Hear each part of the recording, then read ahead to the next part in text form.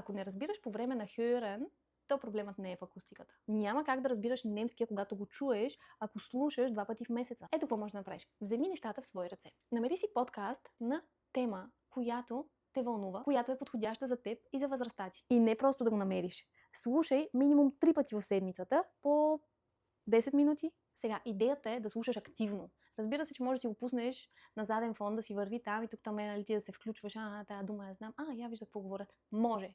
Но аз те съветвам да го правиш наистина активно, да го правиш ангажирано. Именно и заради това не ти казвам, пусни си и гледай филм на немски или слушай подкаст час и половина на немски. Не. Пусни си 10 минути от точно подбран подкаст на точно определена тема, като предварително си поставиш цел. Какво искаш след тези минути да се случи с твоя немски и с твоето възприятие за немски. Когато слушаш, какво търсиш? Търсиш нови думи, търсиш нови изрази, търсиш произношение, търсиш интонация. Какво? Съсредоточи се върху едно конкретно нещо. И когато слушаш, търси само него и откривай само него. Това е много по-ангажиращо за твоя мозък и много по-ефикасно, отколкото това да пуснеш нещо, което просто да върви на заден фон и ти да не участваш по никакъв начин в този процес. Последвай да чувам за още съвети как да се подготвиш по немски.